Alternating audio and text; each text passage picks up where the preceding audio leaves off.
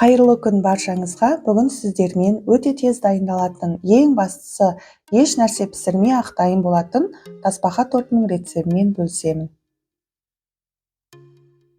Ол үшін бізге осындай дайын жұмсақ кекстер, кішкентай Қазақстан шоколады, 20% қаймақ және қант қажет болады.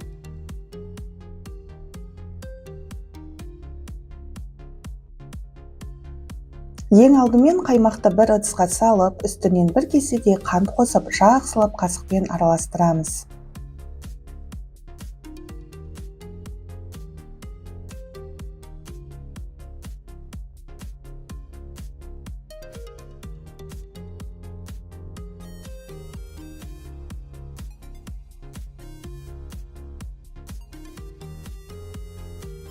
Келесі кезекте кекстерімізді дайындаймыз. Ол үшін кекстеріміздің астында егерде қағаздары болса, оларды алып тастаймыз.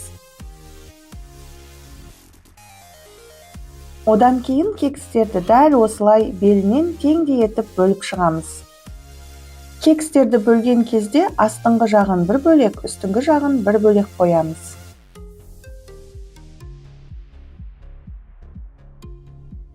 Енді тасбақа тортымызды жинауға кірісеміз. Ол үшін ең бірінші жаңағы кекстің астыңғы бөлігін алып, қант қосылған қаймағымызға батырып, торттың ең астына қойып аламыз.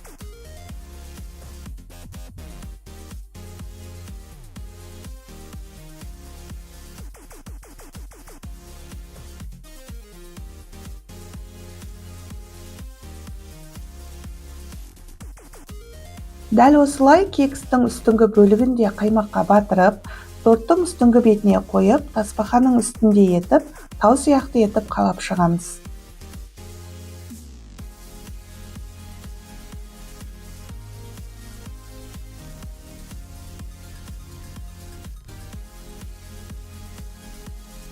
Артық қалған қаймағымызды дәл осылай ашық тұрған жерлерге үстінен жағып шығуға болады.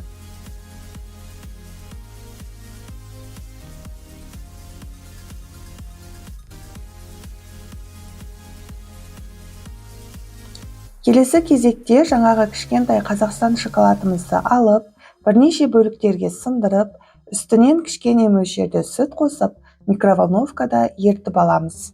Сүтті қосқанда тым көп қосып жіберуден абай болыңыздар, себебі сүті көп болып кетсе, шоколадымыз өте сұйық болып, әдемі көрінбей қалады.